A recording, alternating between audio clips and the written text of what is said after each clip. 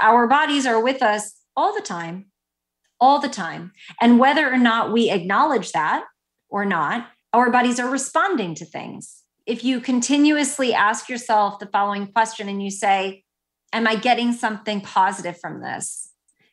And as soon as the answer is no, putting it away. So I think about it as, how will I be able to show up at my best and be the most sustainable versus how can I produce a lot in a little bit of time? You have to decide that you're worth it, that you're important, and that you're willing to work for it.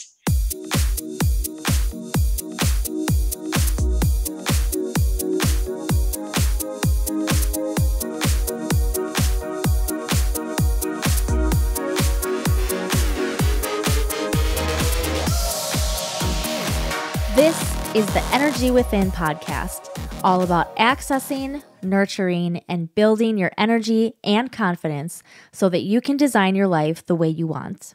My name is Carrie Jokala. I am a Reiki master, a fitness instructor, a wife, a mom to 2 little boys, and this episode is with Morgan Rysdon, who is an Alexander Technique teacher. And if you don't know what the Alexander Technique is, obviously, we're going to dive into that today, but it can help you with so many things, starting with physical habits, all the way to your emotional habits, the things that you think, the way that you talk to yourself, the way you think about yourself. We touch a lot, we spend a lot of time on the physical side, and as we got towards the end, we started to get into a little bit more of the emotional side, how confidence ties in, and decided that there's going to need to be a part 2. So stay tuned for that. But there's so much that I know you're going to get out of this particular episode, starting with the physical, being aware of your habits, being aware of and being kind to your body. I don't know if it's necessary for me to mention this, but I'm going to throw it in right now. If my voice sounds a little scratchy right now and throughout the interview, I had an allergy attack a few days ago prior to recording this episode, and it's kind of morphed into not really a cold, but like it's still hanging out in my lungs a little bit, obviously my throat. So hopefully my voice isn't too distracting. Morgan is, of course, the star of this episode, so you'll hear more from her than you do from me, but that's just my explanation for why I sound the way that I do right now. So I'm really excited for you to hear this one. I'd love to hear your thoughts. So if you enjoy this, please share it to your social media. Tag me, tag Morgan. Let us know what you like. Let us know what stuck out to you. Let us know what you have questions on. I'm excited for you to hear this one, so here we go. Morgan, I am so excited that we were finally able to connect and have you come be a guest on the podcast. So thank you so much for being here. Thank you for having me. I would love for you to start off and just explain who you are and what you do. So my name is Morgan Rysdon, and I'm a nationally certified Alexander Technique teacher. So for those people who don't know what that is, I teach people to pay attention to the habits that they have and look at what habits they have that are causing excess tension, stress, strain, and looking at ways that they can eliminate those patterns of compression or tightness, and so that they can be more relaxed, more easy, and calm in their bodies. So that can be both, dealing with anxiety, or that could also be looking at patterns of tightness that contribute to back pain.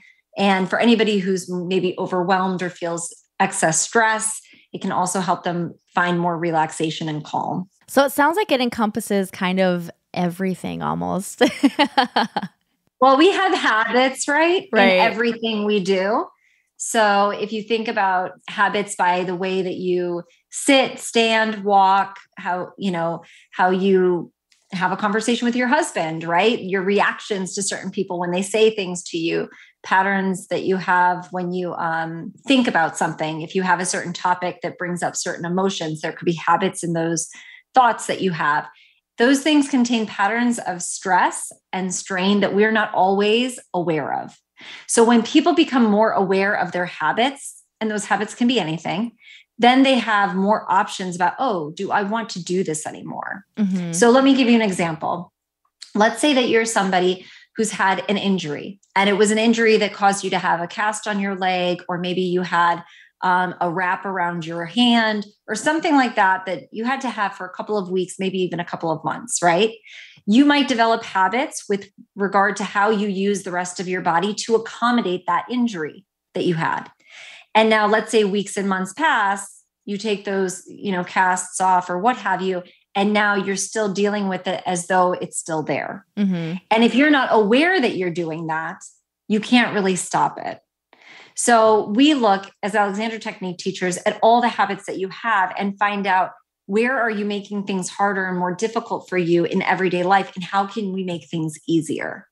So typically when a student comes to an Alexander teacher, we'll look at things like sitting, standing, walking, and we'll say, oh, do you think that you need to put your hands on this chair in order to hoist yourself up?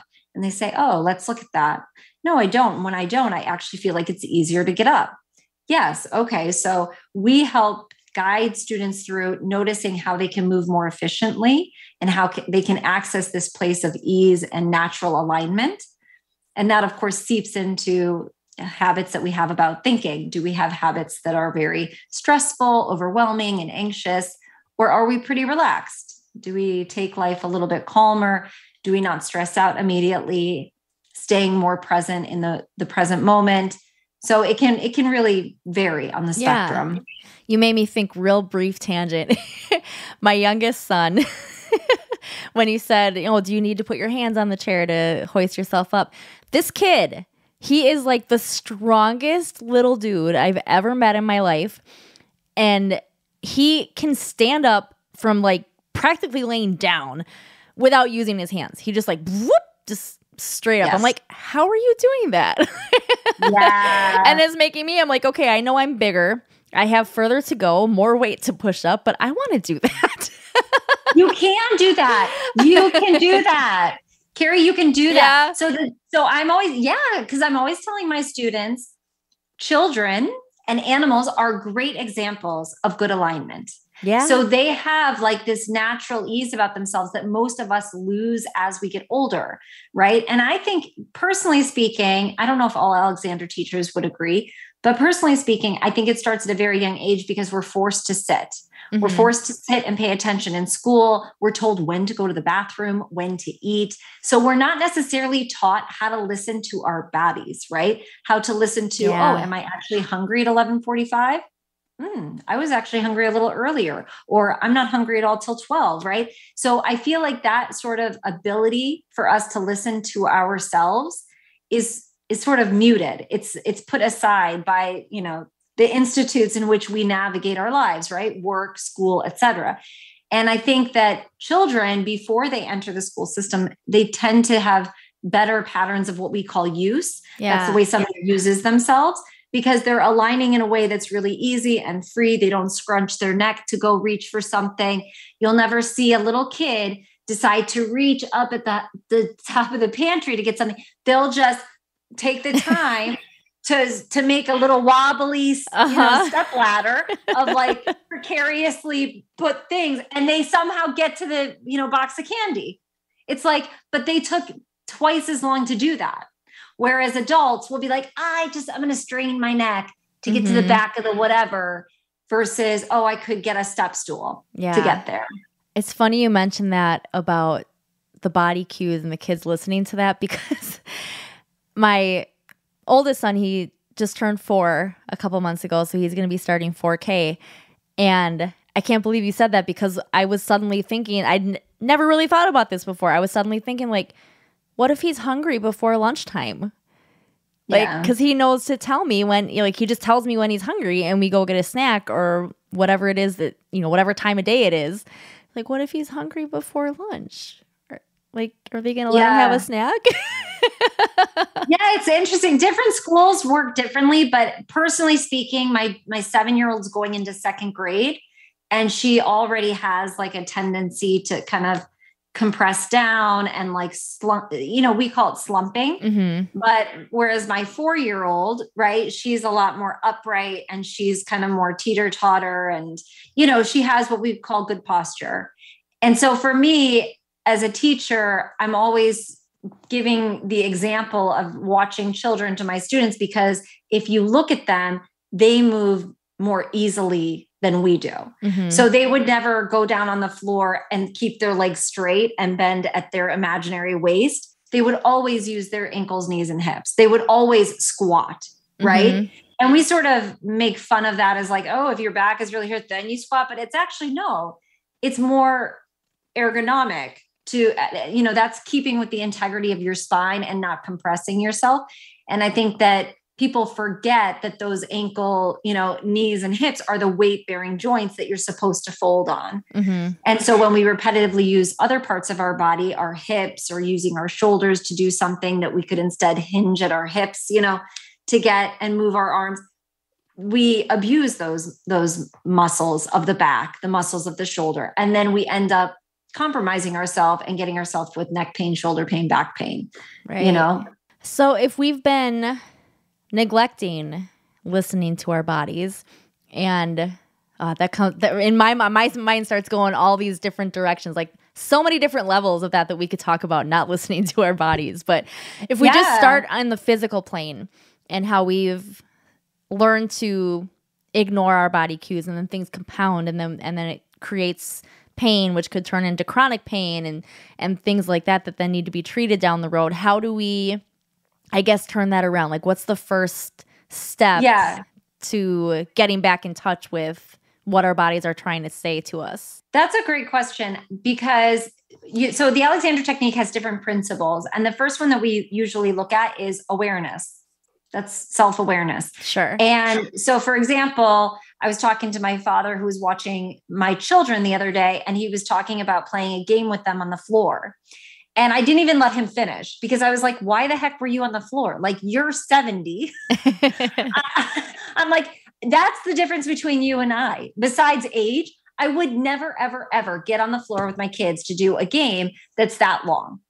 I would be like, you want to do a game? Come up to the kitchen table, come up to the coffee table. Even I could be on the floor, but I'm at the coffee table, versus being on the complete floor. That's interesting because I don't mean to cut you off, but that's interesting because when I was doing more personal training, a lot of my older clients or, people who would come in for the assessments just to do the trials would be like, one of their goals is to be able to get on the floor to play with their grandkids. So that's interesting that you point that out. But you could be on the floor to play with your grandkids, but are you hunched down towards the floor with a puzzle? You see what I'm saying? Because if your kid is old enough to play a game or do a puzzle, they're at the height where they could be standing at the coffee table and you could be sitting at the coffee table. But there's no reason for a grown person to be hunched, you wouldn't be like, let's color little kiddo on the floor. It's like, if that little baby, if it's a baby, that's a different conversation. But even so, then you could lie completely on the floor and play games with the baby rolling around. You wouldn't have to actually, my children are 4 and 7. They're old enough to be at a table, right? So it's just, to me, it's about being able to recognize in the moment, what do I need? And what do I want to do? Oh, I want to play a game with my kids. Well, how best am I going to do that?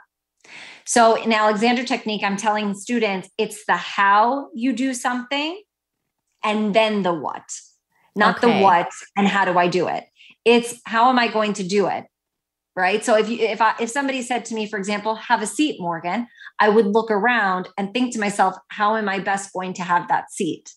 Okay. Because if I don't stop to think about it, chances are I will fall into a habit that most likely, not all the time, but most likely has some patterns of excess tension and strain that I don't need.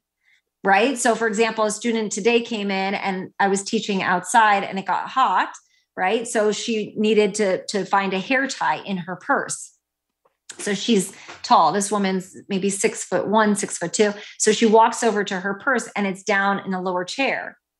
And so she starts digging there. And then I said, well, why don't you pick up the purse and put it on the massage table? Oh, yeah, that's great. Because now it's higher. But in that moment, probably one is thinking, how is it best for me to get from A to B and be as fast as possible? This woman, she might be thinking, Morgan's waiting for me. I don't want to take a lot of time to find my hair tie. And in my world, I'm always encouraging people, take as much time as you need so that you can better care for yourself, so that then you can better show up for everybody else. So it's kind of like that analogy, put your air mask on, right? Before your others. So it's thinking about every single time somebody says, hey, can you do this? And you say, yeah, I can do that. But let me think, how am I going to do it? Yeah. That's interesting that you mentioned that we're always so rushed. We're trying to do things so fast. And I don't think there's anything wrong with trying to do things efficiently, of course. And I'm sure you wouldn't think that either, but we're just in such a go rush, hurry, do it fast versus do it properly. Yeah. And I'd probably even add to that, Carrie, that, there is this idea that like properly, but what if we don't know, but we give ourselves room to be present enough to figure it out? Yeah. And what I mean by that is if we go back to like the analogy of children being able, to look at something and then figure out how best to do it, right? Whether it's getting candy from up in the pantry or stacking things up. If we take the idea of children figuring out and taking the time to create sort of a step ladder to get candy out of a pantry, right? That takes longer than just doing it. Mm-hmm. And the kid doesn't necessarily know, is it proper? Is it right? They just know that's the only way I can do it.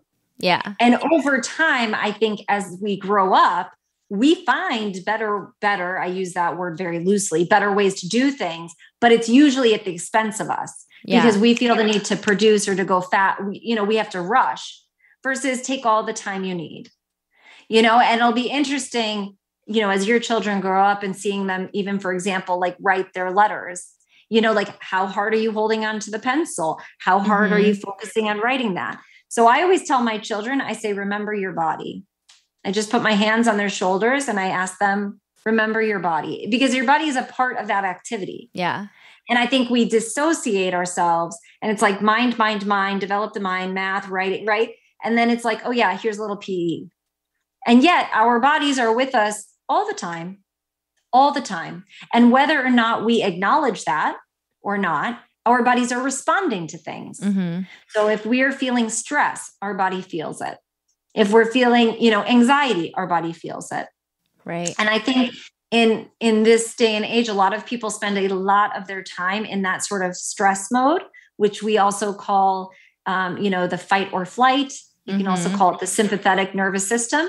And I think that we don't always finish that cycle because there's a natural cycle that you take, right, from that sympathetic to the parasympathetic, which is your body's relaxation response. That's the rest and digest. And I feel like, and this is just my opinion, I feel like people don't visit the rest and digest as often as they should because they're always in that fight or flight state. Yeah. They're constantly responding to the triggers of life and their body is responding. It has the same sort of adrenaline, like their body's chemical responses to those stressors are the same as if they're running from a tiger. It's like your body, stress is stress, right? And so even if, for example, you're on a date, that could be exciting. You might still have like your palms might get clammy. Maybe you get sweaty, right? You might have still these same responses that also happen when you're nervous or when you're anxious or when your boss tells you and he needs a last minute meeting and you're like, what's this about? Right. So again, the body responds very similarly.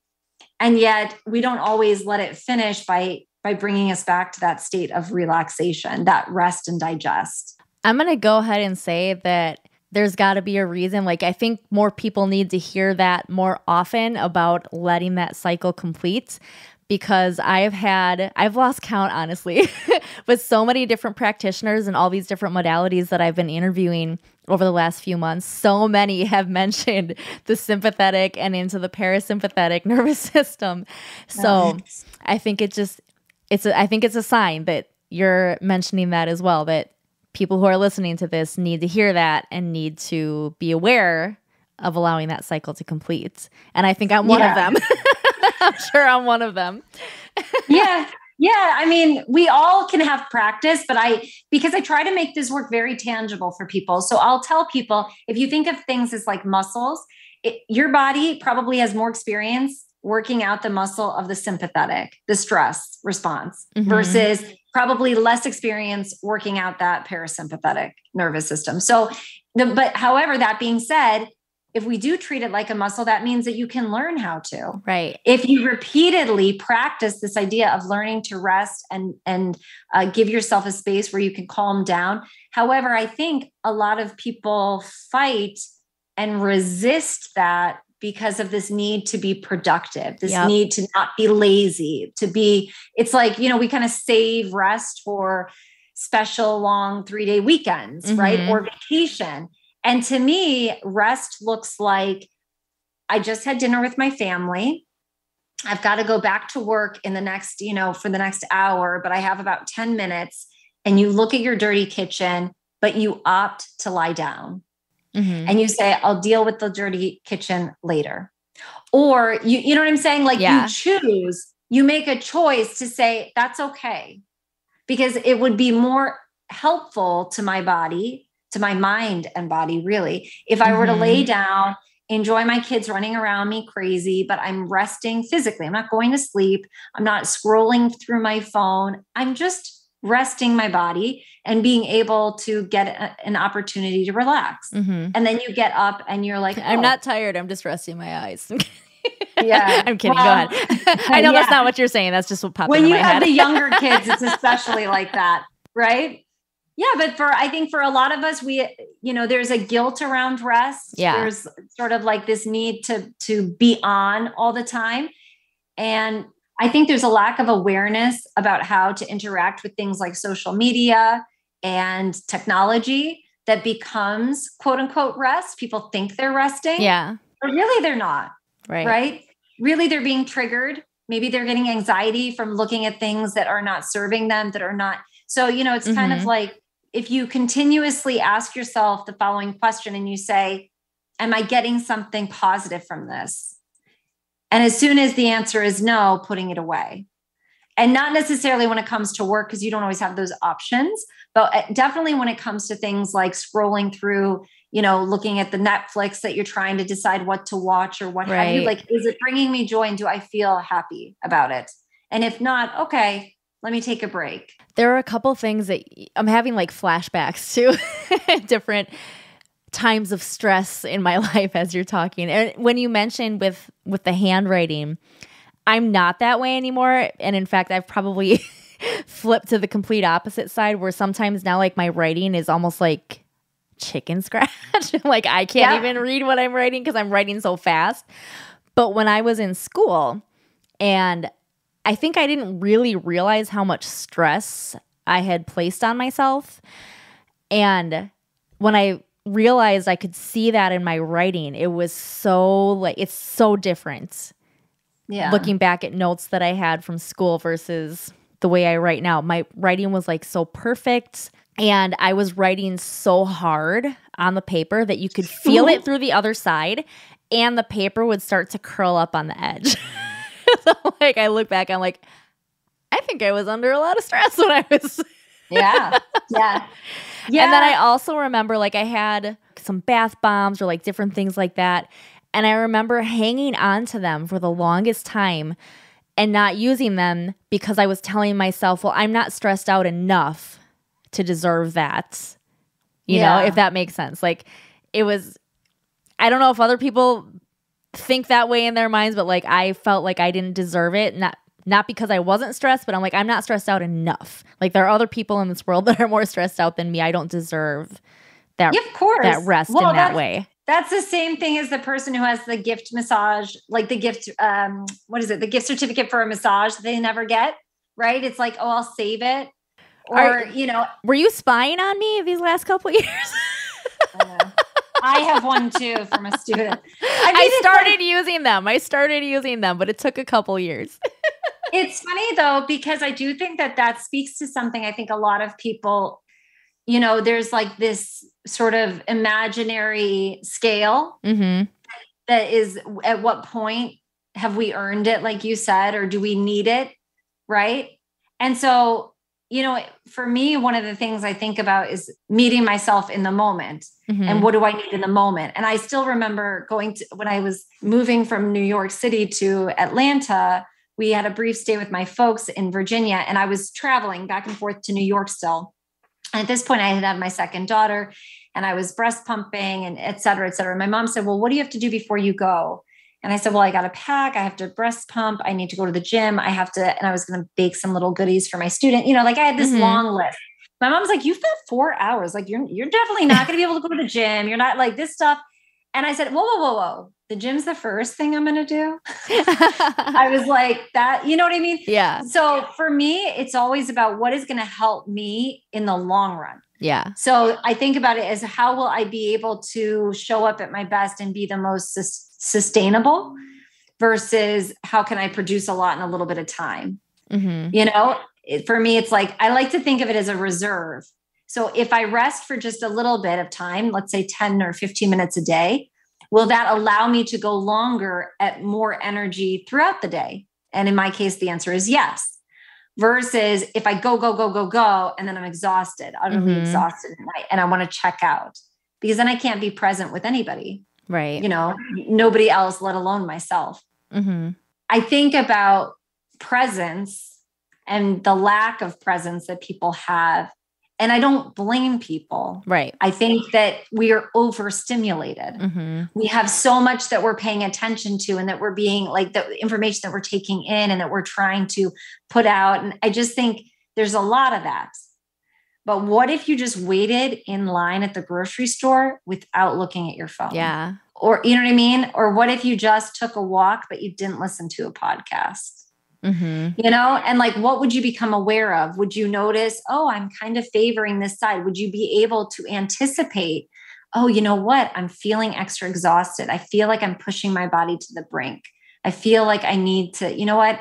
I was going to wait to, you know, take that one extra day off at the end of the month, but I think I need it now. Yeah. Like, what if your body was talking to you and you were listening so that you could anticipate needs that haven't even, you know, arisen, that they haven't even come up.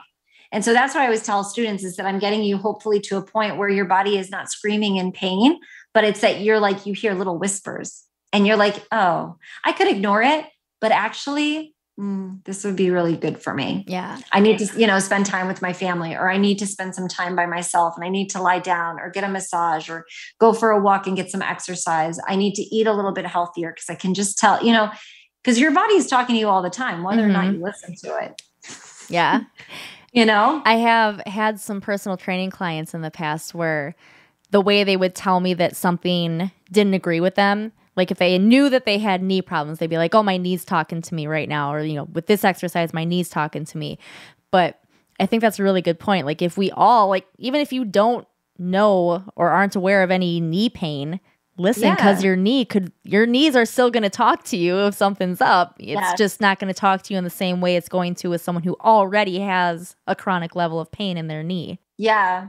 And I often tell students at some point, if we're lucky enough to live until, you know, we're seniors, all of us are going to have a moment, whether it's just aging or there's an accident or there's an injury or what have you. All of us at some point in our life are going to have to think about how we move. It's just inevitable. So what if you were aware and thought about it before you needed it? Right. What if you had all these tools in your toolbox, so to speak, that you could be like, oh, I've already thought about a million different ways to get up off the floor or to get up out of the bed or to get up from a chair, you know? And in my experience, the more that people practice this work, the more able they are to see different options, that they have choices about how they move. Oh, actually, I don't even have to move at all because I could pull this tablecloth and look, the olives came to me. You know, it's like all of a sudden you have all these different kinds of like creative ways of you know, being able to do things easier where it's not at your expense. Right. I want to focus a little bit. I found it interesting when you mentioned habits connected to thoughts. Like we might habitually think a certain way or react a certain way. And I know for me, and I think for probably a lot of people, when we think habits, we're thinking those physical actions that we're taking, things that we do throughout the day that are habits, but we don't necessarily think about our thinking habits, the way we react or respond in certain situations. Can you talk a little bit about that and how to become aware of that and make those changes? So this one's really personal because for me, growing up as a female, there was definitely like a lot of negative self-talk, personally speaking, from childhood into my teens and young adulthood.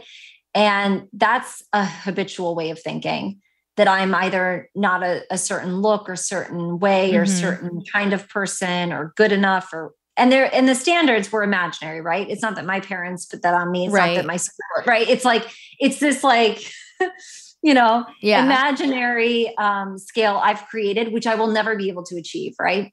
I think that oftentimes we don't think about the person who we're talking to and listening to the most, which is ourselves. Mm-hmm. Right. So at the end of the day, I'm with my own thoughts. And what if my thoughts were encouraging? What if my thoughts were positive? Like, hey, today was rough. Tomorrow's going to be better. What if they weren't always criticizing, but they were problem solving? Oh, I didn't like what I saw in the mirror. Well, you know what? Tomorrow, let's wake up a little earlier and we'll do 2 miles walking tomorrow instead of just the 1, whatever. Right. Like, what if the thoughts were productive, helpful, empathetic? And so for me, there was a shift where I decided I was going to talk to myself like my best friend. It was a very conscious decision on my part. And it was because I realized the real story is, I had a student on the Upper East Side and I had met her in a Parkinson's class, and she started seeing me individually for private lessons. Now, this woman was amazing. She was living on her own. She was older. She was doing awesome. The woman at Parkinson's was by herself. Like, kudos to this woman. Yeah. And I showed her a picture of her amazing posture. We were working on her standing and sitting and balance, et cetera. And I said, hey, look at this picture of your beautiful back. Your spine looks gorgeous. You're great and upright. And the thing she looked at was her skin. And she was like, look at all that discoloration. Mm-hmm. And that's what she saw when she looked at that picture. And for me, like, I didn't look at that. Right. And I realized, when I'm looking at my friends, like I'm looking at you and I'm like, hey, you have beautiful blonde hair. Like, I love the cute bob. I could never pull that off. Like, that's so cute. So we look at like positives, right? So for me, there was a shift because I said, I don't want to wait until I'm in my late 80s, 90s, still talking to myself. Like I don't want to wait. Yeah. I keep thinking it'll happen, that it'll change, but I actually have to change it. Right. It's not going to all of a sudden change into something else. Yeah. I have to do that. And so for me, it was a conscious choice. I'm not going to talk to myself like that. I'm going to talk to myself as though I'm my best friend. And my best friend would say, whoa, you didn't get a lot of sleep last night. You got some big bags. Let's put some extra concealer on there. She would be always positive. Mm-hmm. She'd say, hey, you ate a whole roll of Thin Mint Girl Scout cookies. Yeah, those are awesome. Like, and now you got to go running a little extra harder today. She would always be positive and uplifting. Yeah. And for me, I found a lot of my anxiety went away. A lot of my negative self-talk went away. So my go-to is no longer, my habitual way of thinking is no longer negative. Mm-hmm. I tend to the positive, which then by default affects my relationships, not just with myself, but with others. Right. How do I speak? How do I speak to my children? How do I speak to my husband or my students or my family and friends? And so that's been a huge game changer. But I think we have to first recognize, how are we speaking to ourselves inside our head? And it could be as simple as, I really should have stopped at the grocery store. And I always tell people shit on shoulds because, it just suggests guilt and blame. So instead it could be, it would have been nice to go to the grocery store today. Mm-hmm. Right? Patati patata. I didn't go. Okay. But it would have been nice versus I should have. Yeah. I feel, there's like a failure, right? Sort of, it's suggested in that thought versus, I could have gone to the grocery store today. I can do that tomorrow. So even thinking about those smaller thoughts and then quickly changing them. So what I suggest to students is when you have the thought and you recognize that it's not a positive or helpful one, immediately change it to a different one. Mm-hmm. So I'm so fat. You might be trying on a dress before work or pants or what have you, and you think I'm so fat. Instead, you'd replace it and then you'd say, these pants are a little tight. I'm going to get a new pair of pants, or I'm going to get a new whatever. So it is what it is. It's an observation, but it removes the judgment, the good, the bad, the assessment of some evaluation, right? And then you just come up with something else. So you have to replace the thought. You can't just ignore it. You can't just identify that it's been bad, but you have to then immediately replace it until one day you find yourself looking in the mirror and you're like, this blouse is a little tight. Okay. I didn't even have another thought. It's a little tight. Okay. Yeah. I think we've kind of almost normalized the negative self-talk. Like that's how we're supposed to think. That's how we're supposed to act. Like we talk with each other and we talk with our friends and we self-deprecate all the time and talk bad about ourselves to each other because it's a talking point. It's something that we end up almost connecting on. And then it makes it normal. Like, oh, I'm supposed to continue thinking of myself that way because that's how we talk about ourselves with each other. If that, does that make sense? Like, how we do that. And then almost like waiting, like you were saying, like one day it'll change. Like we're waiting for someone else to come in and flip our thoughts for us. Like some magical person is going to show up and tell us how amazing we are, and we're instantly going to believe them, and it's going to change our thought process, and everything's going to be great from there. Like, no, like you said, like we have to consciously do the work, catch ourselves, and change our thoughts. We can't wait for someone else, and enough normalizing talking badly about ourselves and making it a conversation piece. Yeah. No, I think you're right. I think that that's sort of, it's a habit in our relationships with other people and in the way that we connect. So sometimes if I hear somebody say something like that, for example, a student might say something like, oh, da, da, da. And I'll say, don't talk about my student like that. Oh, I try to like remove, you know what I mean? So as a trainer, you could say like, don't talk about my client that way. Right. Like praise my client. So in my case, I've been working on the way that I speak since my daughter was born, my first daughter who just turned 7. And I still have to correct myself. So the students who are in my classes or who've been studying with me for a long time, they hear me say, wait a minute, I don't mean that. And then I'll take it back. So I might misspeak out of habit, and I'll consciously take it back and then I'll replace it. So even today, I told a student, well, what you really should do? And then I said, actually, no. What you could do if you would like to take the advice of your teacher is ... Right. Sure. And so I think by setting an example that's how you do the work. I don't always avoid habitual ways of speaking. That's why I constantly have to work at it. But do I make as many mistakes? No. Because I'm always practicing it. Right. Right. And then it also, I think it raises the bar for your friends. When you do that, other people are less likely. So a funny story about my daughters, my oldest was probably 4. And I was checking out the grocery store, and I'm not a coupon person usually, but this was a good coupon. It was like $2.50 off something, who knows what. And I was like, oh, I've got a coupon. So I'm digging through, and then I apologized out of habit to the woman behind me, because all of a sudden now I realized like I'm done checking out and now I'm digging for the coupon. And I said to her, oh, I'm sorry. And then I kept digging, and my daughter, who's 4 at the time, said, Mama, why are you apologizing? I said, oh. I said, you're right. I don't need to apologize. I did nothing wrong. Like I didn't do anything wrong. So I acknowledged my daughter, and the woman behind me was like, oh, it's okay if you apologize. That's okay.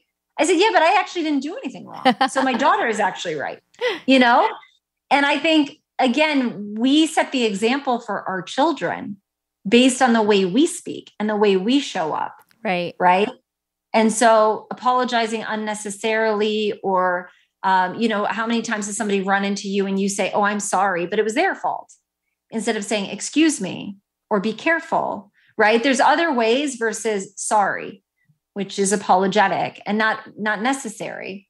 Yeah. I think that when we try to change a habit of thought, that's harder than trying to change the way that we speak, because the habits in our head, no one can hear it. So There's no sort of accountability, right? So it requires more conscious choices, I think, on the person's part to say, I want to change that thought about my head. Like, I don't want to have these thoughts. And I think often when it comes to our body, we look outside of ourselves for the solution. We say, oh, I want to go to a doctor. Oh, I want to go to this. I want to, to make me feel better, to help me, which is great. But oftentimes I see there being a lack of awareness about what is really actually going on with the person. Mm-hmm. So even when they go to the specialist or the doctor or the whomever, it's like they can't even talk about their own body. They look to the professionals to tell them about them. Yep. And really, it's our responsibility to go to somebody and say, this is what's going on. How best can you help me? So the more we know ourselves, the more we're in tune and embodied with what's happening with us, the more likely we are to get the help that we need whenever, we need to see a podiatrist, or we need to see a chiropractor, or whatever you go, whoever you see for whatever problems you have. Mm-hmm. That's interesting that you say that, because I had a similar thought the other day. Like, I don't think I have anything that I need to be concerned about, but every once in a while I would feel something inside, like my leg or something. And for some reason I had this random thought. I'm like, what if I had to go to the doctor about that and I had to describe what was going on? And I just feel like if there's something that's not obvious, maybe but something's not right, you got to be your own advocate, speak up for yourself and be like, okay, well, maybe it's not presenting this major disastrous problem right now, but your body's not supposed to be doing that. So let's figure out what's going on, and don't back down. Like, if something's not right, do what you can to figure out what's going on and do your research, find the people who can help you if you need that outside help, but don't back down when your body's talking to you. Well, it's the example I always talk to intro classes. I'll always mention, how many times have you gone, and this is maybe more appropriate for pre-pandemic when life was more normal, sure, but how many times did you go someplace, drop a friend off or something, and you knew you had to pee, but you're like, well, I'll just wait till I get home, right? You're like 5 minutes from home, you have to go, but you're like, I don't want to inconvenience. It's late. I don't want to. It's like your body is saying you have to go to the bathroom, but you decide to hold it. Or how many times has a woman worn high heels and known that like they're really uncomfortable, but I'm going to keep on, or, whatever the case may be. And that's, again, to me, the body has a certain threshold at which it starts to be less forgiving. Right. And then it says, no, you've really upset me, and I'm going to make sure that you listen. So when people come to me and they throw out their backs, I'm like, yeah, that put me out for a few days. I know, whoa, that person probably doesn't listen to their body a lot. Right. Their body got so upset that then it really went and it revolted. It was like, no, enough is enough. Yeah. So if you can get more in tune and more in touch, you can anticipate what your body wants. You can anticipate what your body needs. And the body is amazing. It will reward you. So that those times you do have to take a huge flight across, the ocean, all of a sudden you're in this uncomfortable seat, but your body's like, you know what? Most of the time you're listening to me and taking care of me. I got you. I'm not going to let you get off this plane in total, utter chaos. Like, you know what I mean? Like, I'll be a little sick, a little sore, but I'm not going to, ruin your entire trip to Paris. So I feel like the more, it's almost like you've accumulated that reserve of energy, that respect for the body, that then your body rewards you and you continue to live more comfortably, right? Mm-hmm. I think people expect that at a certain age, you have to be in pain, right? That you have, it's like, oh, I have this I have a desk job, so I have to have this, or, oh, I have kids, or, oh, I'm 30, I'm 40, I'm whatever, so I have to have this. No, you don't. Mm-hmm. You don't have to have that. I always reject that when people use age as an excuse for something. I'm like, nope, don't you dare even say that. Not accepted. Yeah, it's a default and I understand everyone says it, right? Like you said, we sort of continue it. It's acceptable, but it's limiting. Yeah. It limits you to the fact that, oh, I can actually age and feel really comfortable. Most Alexander teachers work until they're in their 80s, 90s. I feel like teachers have been, they teach a long time and they look beautifully upright. Maybe they've had a hip replacement. Maybe they've had a shoulder thing, but generally speaking, they have a thoughtfulness and a regard and respect for their bodies that I think is lacking in most other individuals. I always tease that if you go to an Alexander Technique conference and there's like a big ceremony where everyone is asked to sit down in an auditorium, there'll be that half a second pause where everyone thinks about how they're going to sit. And it's really graceful to witness, because I've been to other conferences with other individuals and they just rush to their seat. It's like, oh, I'm being asked to sit, so I have to sit. Whereas Alexander teachers always take that extra pause to be like, oh, I'm going to do that in the most easy way possible. Yeah. Well, I think another point that it kind of feels like we're getting towards is just that acknowledgement too. Like, yeah, maybe certain things do tend to happen when you reach a certain age, but accepting that you don't have to accept that. Like, you can change your habits. You still can change your thoughts. You can make things better. Like maybe not everything, but you know, if you're aware of what's going on with you, you have choices, like you were saying. I guess that's Yeah. what I'm getting at. Well, and I think about, there was a lovely woman who I used to teach in Hoboken, and she was absolutely lovely, an older woman, maybe in her late 60s, early 70s, and her husband would dance, and she would go into the city, into Manhattan, and they would dance every weekend. They'd go to competitions to dance. They were all over. I mean, a wonderful community of dancers, right? And one time she was complaining about her knee. And she said, well, when I go up and down the subway stairs, that's when it gives me the most trouble, right? Not when I'm dancing, but up and down the stairway. And so we had looked at some stairs and stuff. And I said to her, well, is it possible that you could go slower? And she said, well, that would make me look old. I was like, well, but you are older. And what's wrong with going up the subway stairs a little bit slower so that you can go to that place where you guys dance and where you join your community to, you know what I'm saying? Like, right. Again, it's like we kind of try to continue to be in our 20s, even when we're not. Yeah. And it's not to say that you can't do things like you used to, but, you know, for my students, like, oh, I can't play 4 hours of tennis like I used to. Well, yeah, that's probably true. Mm-hmm. You probably shouldn't play for, you know what I mean? Like, Yeah. And I don't use the word should, but maybe it's not a great idea. And if you do it, know that you're going to pay for it. Yeah.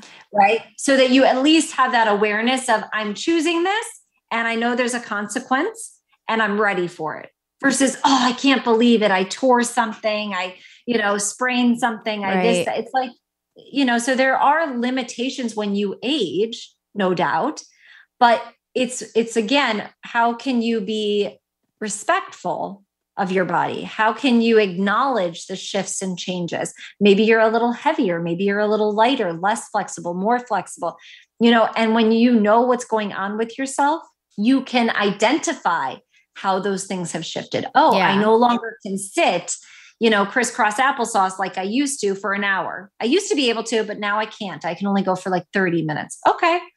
Mm-hmm. Again, no judgment about that, but an awareness so that then if you find yourself having a picnic with your family and you see it's been 45 minutes, I should probably get up actually. Yeah. This would be helpful for me. Right. Then you make that adjustment and you carry on.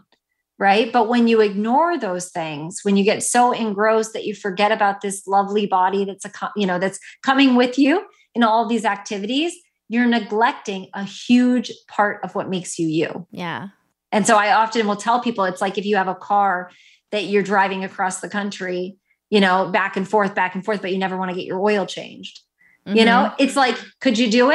Yeah, probably, but you're going to ruin your car. Yeah. You know what I mean? But you don't really see the effects immediately. Right?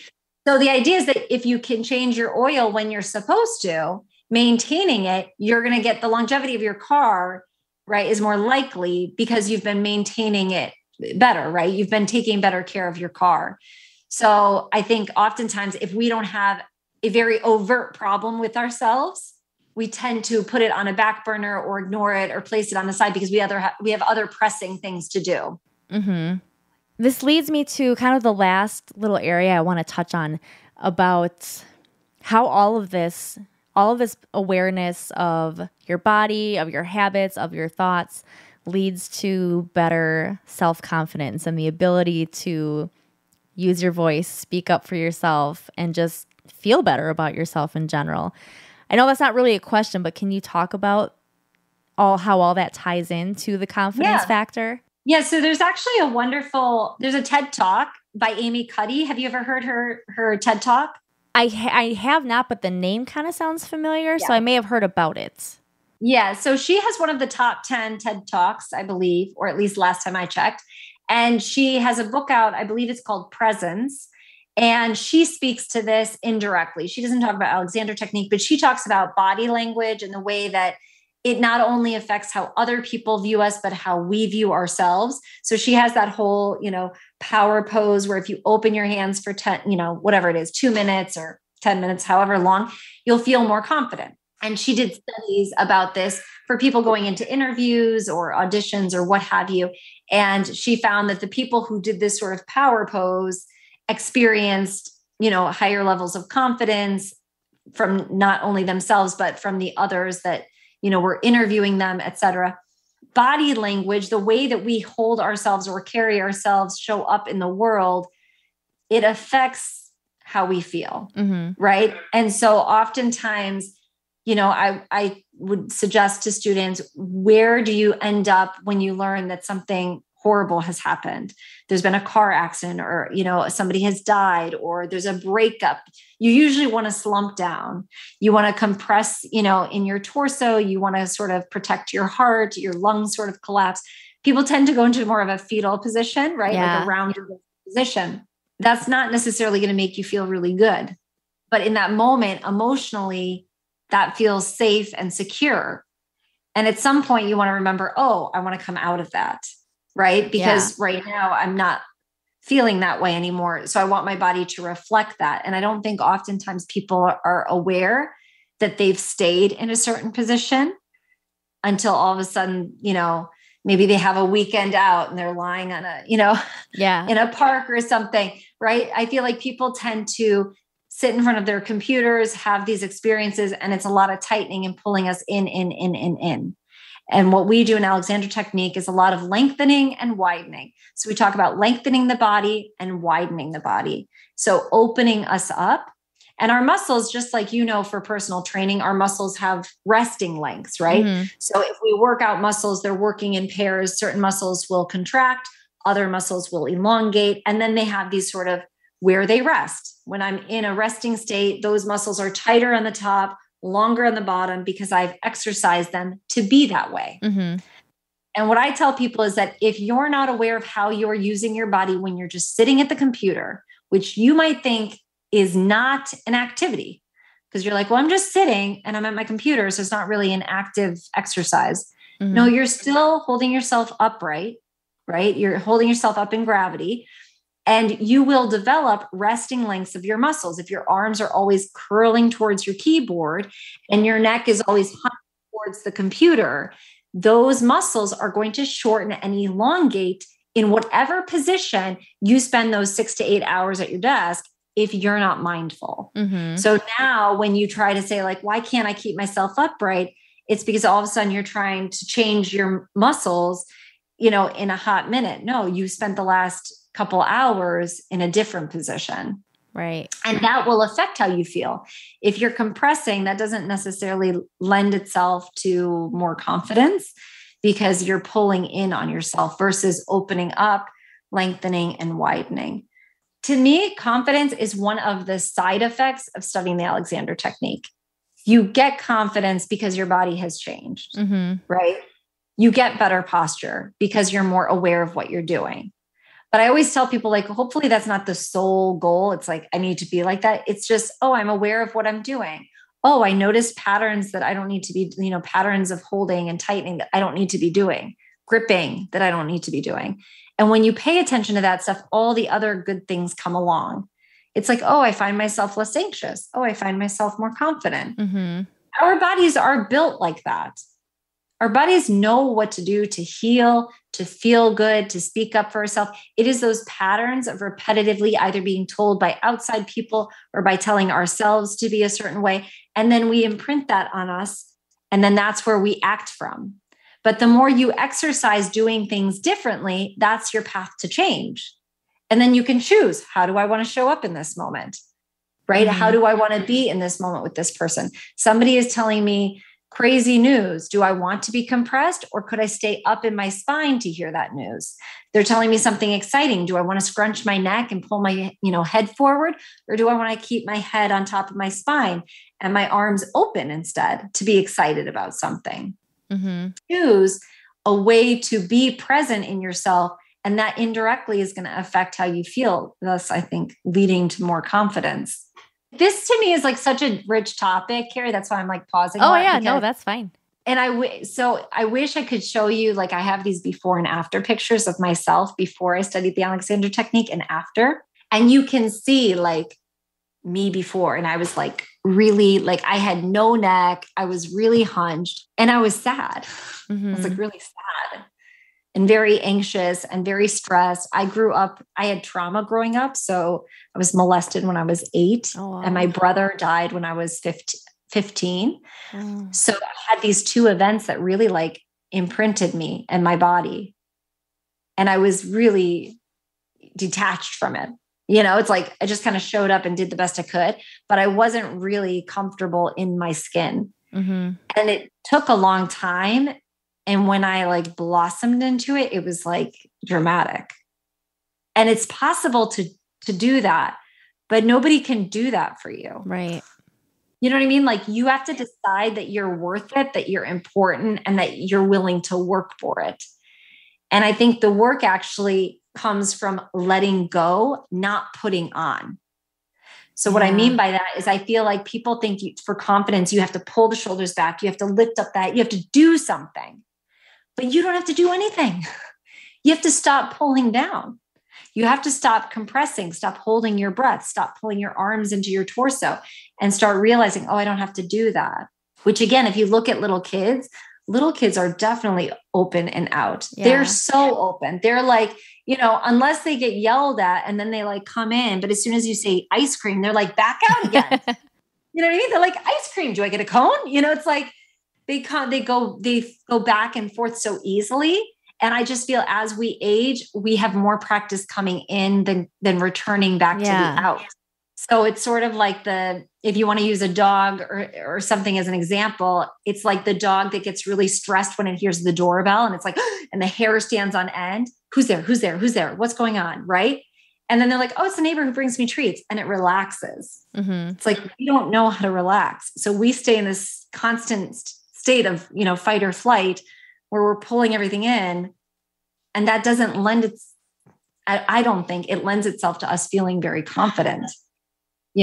Right. I feel like we have to have like a part 2 conversation where we go more into the trauma and anxiety. If you're open to that, I'd like to down the road at some point. No, I'm very open with, I tell everybody from the moment it's been happening, I've been saying something. So I'm very open.